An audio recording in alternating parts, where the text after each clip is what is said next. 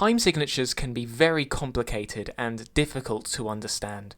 Radiohead songs are often characteristically complex, with changing odd time signatures throughout the song and odd repeating patterns which can be very difficult to remember. So obviously, the best way to improve this understanding is to rewrite the songs in deeply unreadable time signatures that are even more complicated to understand, but also kind of simpler. The most famous Radiohead song to be rewritten in a stupid time signature is You from Pablo Honey.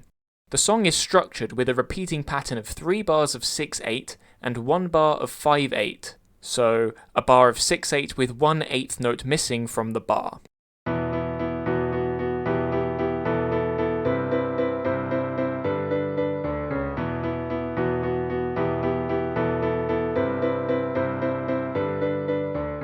These 4 bars are the characteristic repeating pattern of the song, which means that if we rewrite the 4 bars into 1 bar of 23/8, which comes from adding up the 3 bars of 6 and the 1 bar of 5, we have a repeating consistent time signature of 23/8 for the entire song.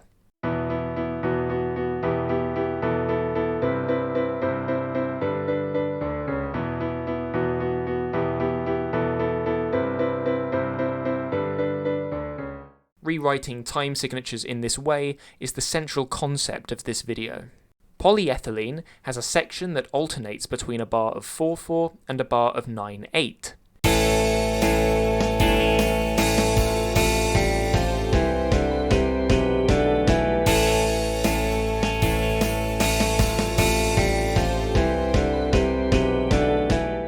This pattern repeats itself, so the 2 bars can be grouped into a bar of 17/8. This comes from finding a common denominator, so the bar of 4/4 is equivalent to a bar of 8/8, and then the 8/8 notes and 9/8 notes sum to 17/8.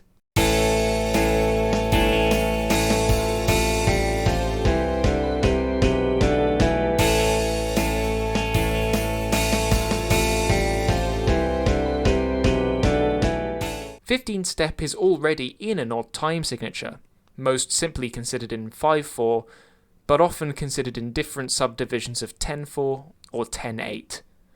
Let's consider the song in 5/8. Each row shows 4 bars, which is showing the repeating melody that lasts for 4 phrases.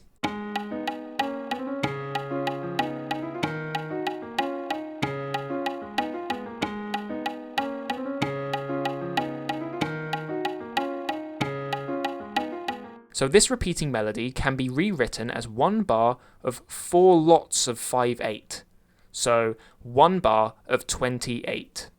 2 bars of 28 are shown here in each row.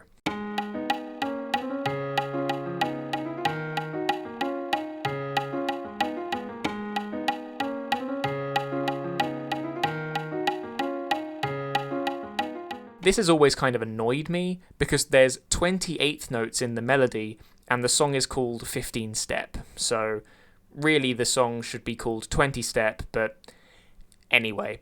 Idioteque has 2 distinct drum parts. The first is the pattern we hear at the start of the song, which consists of alternating bars of 4/4 and 2/4.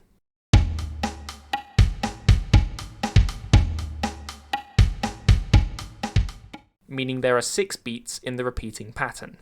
Rewriting this as bars of 2/4 would be simple to remember, but it would be easier to consider this pattern in terms of 6/4 to accentuate the start of each pattern.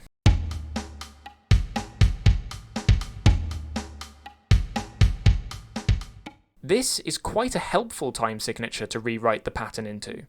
When considering this part of the song in straight 4/4 time, this makes the kick pattern feel syncopated. The second pattern is slightly more sophisticated to rewrite because, strictly speaking, the time signature of the drums does not change.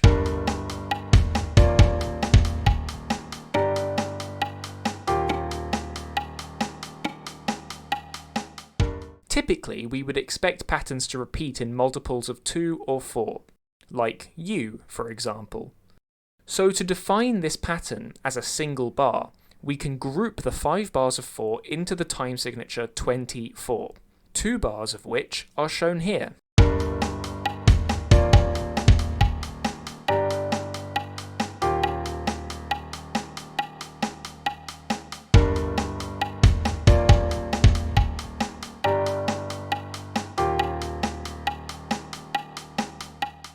The structure of Faust Arp consists of bars of 4/8 and 3/8.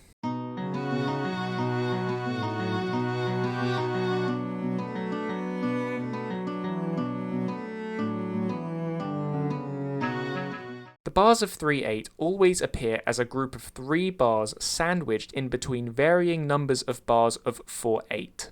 The song structure is, it opens with 2 bars of 4/8, then has 4 bars of 4/8 and 3 bars of 3/8. The 3 bars of 3/8 are written as 1 bar of 9/8 in this case, 5 bars of 4/8 and 1 9/8, 17 bars of 4/8 and 1 9/8, another 5 bars of 4/8 and 1 9/8, and 53 bars of 4/8. Grouping the time signatures shows the 6 sections of the song, so the intro section, 8/8, and the other sections, 25/8, 29/8, 77/8, another 29/8, and 212/8. Looking at the first 29/8 section, we can see here that the 5 bars of 4/8 have been grouped into 1 bar of 28, and the 3 bars of 3/8 have been grouped as 9/8.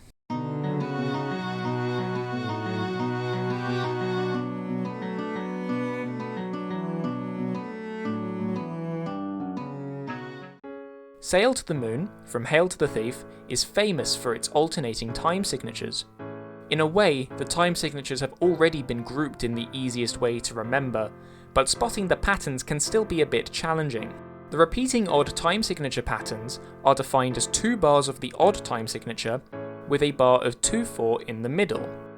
If we individually group the 7/4 section, the 6/4 section, and the 5/4 section, we end up with 3 bars before the 4/4 section, a bar of 16/4, decreasing to 14/4, decreasing again to 12/4. This separates the sections quite nicely, as long as you can remember the internal pattern of each bar, which is not too difficult because it is symmetrical. But if you really wanted to make this unreadable, you could group the 16, 14, and the 12 into a single bar of 42/4. One of the most complicated and thoughtfully considered Radiohead songs is the song Creep. Renowned for its difficulty, the song is so hard to remember that even though the song is written in 4/4 time here, it's easier to remember the song as one continuous 4-minute long bar. This song lasts for 90 bars of 4/4, which means there's a total of 360 quarter notes in the bar, giving us a time signature of 364. Weird Fishes is an unusual song. The drum part is clearly in 4/4 time, but is syncopated with the guitar part, which is playing groups of 3 that do not line up with the bars of 4. The expectation when it comes to syncopation is that the 2 rhythms will align at a common multiple and then repeat to form the repeating pattern. That is not the case with this song. The repeating pattern is shown on screen and is going to last for 16 bars of 4/4. If we rewrite the song in terms of its melody, so in some kind of 3 time signature, either 3/4, 3/8, or as shown here in 6/8, we would expect the end of the last bar of 6/8 to coincide with the end of the drum part. But the guitar melody is an 1/8 note short of fully syncopating with this pattern in a way that would align groups of 3 and groups of 4. So, there is no single time signature that will account for the groups of 3 in the guitar melody and the groups of 4 in the drums. This is also the case for the song Microcuts by Muse, analysed in the time signatures of Muse video, which I'm shamelessly plugging. This means, to account for both the drums and guitar groupings, we have to rewrite the 16 bars of 4 into a single bar, which in this case is a bar of 64/4. So what is the point of this? Even though it's quite funny to rewrite Radiohead songs in stupid time signatures and shows how any song can be notated in literally any way, grouping songs into large unwieldy time signatures can be a useful technique in compositional analysis. For example, in Faust Arp, the sections were grouped into big time signatures to see if there were any trends of repeating macro patterns in the song structure. The same for Idioteque, which has such similar drum parts, it can be quite difficult to identify the subtle differences. So it's not totally useless, and I do hope that beyond the levity, this video offered some insight into the repeating patterns of some of these songs and their time signatures. Thank you for making it to the end of the video. If you would like to see more content, or even a serious analysis of something Radiohead related, or something else, do leave a suggestion in the comments.